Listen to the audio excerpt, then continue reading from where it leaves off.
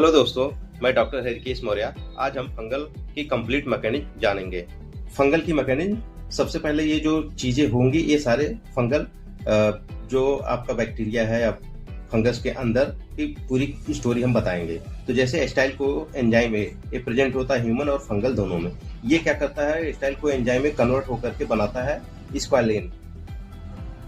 Squalane body में जैसे बनता है या फिर फंगस के अंदर जैसे बनता है, ये तुरंत वहां पर आपका एक एंजाइम होता है, प्रेजेंट होता है, जिसको स्क्वालिन इपॉक्सीडेज कहते हैं। ये इपॉक्सीडेज कन्वर्ट कर देता है स्क्वालिन इपॉक्साइड में। जो प्लेन स्क्वालिन था अब इपॉक्साइड में, अब ये एक्टिव फॉर्म में आया। ये फर्दर कन्वर्ट हो जाता है लाइनोस्टेरॉल में। लाइनोस्टेरॉल ये बेसिक रिक्वायरमेंट होती है जो बॉडी की संरचना बनाती है। जैसे कोई भी बैक्टीरिया वायरस है या सेल है तो उसके लिए बॉडी बनाने के लिए जरूरी था, बेसिक रिक्वायरमेंट होती है।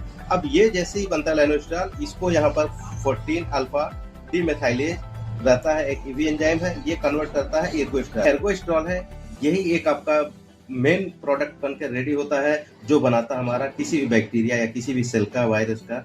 तो ये बनता है, स्ट्रक्चर बनाता है जिसको बोलते हैं हम सेल वॉल। सेल वॉल के लिए रिस्पॉन्सिबल होता है एर्गोस्टेरॉल। अब एर्गोस्टेरॉल के बनने से अब जो सेल वॉल बन गया, सेल वॉल बन गया, तो सेल वॉल की संरचना है कि फंगल सेल वॉल मेम्ब्रेन ये होती है, ये माइटोकॉन्ड्रिया है, ये न्यूक्लियस होता है जिसमें आपका आरएनए डीएनए होता है, बाकी ये आपका जो है माइक्रोट्यूब्यूल्स है सारे, गोल्जी बॉडी, गोल्जी बॉडी जितने जैसे सेल में होता है ह्यूमन, उसी में ये भी प्रेजेंट होता है। तो ये एक तरह से बन गया एर्गोस्टेरॉल के प्रेजेंस में जो फंगल सेल वॉल या फंगल सेल मेम्ब्रेन बन गया।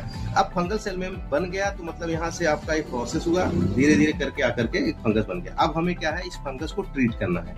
तो इसी फंगस को, इसी प्रोसेस को, इसी रास्ते को हमें कहीं ना कहीं हमें ब्रेक करना है ताकि ये जो है सेल वॉल ना बनने पाए, या जो इसके अंदर बनता है आरएनए डीएनए जो सीक्वेंस बना करके प्रोटीन बनाता है, वो प्रोटीन गलत बने, ताकि जो है बैक्टीरिया सरवाइव ना कर सकते। अब हम आपको देखते हैं कि मैकेनिज्म कहाँ पे मेडिसिन काम करती है। अब जैसे ये आपका है एलाइल एमीन कैटेगरीज की मेडिसिन है। एलाइल एमीन क्या करती है, जो आपका स्क्वालिन इपॉक्सीडेज है, इसी एंजाइम्स को इनहिबिट कर देता है, जिससे अगर ये एंजाइम इनहिबिट हो गया तो आपका स्क्वालिन इपॉक्साइड एक्टिव फॉर्म में नहीं बन पाएगा। ये एक्टिव हो जाता है अगर इपॉक्साइड के फॉर्म में बना तो।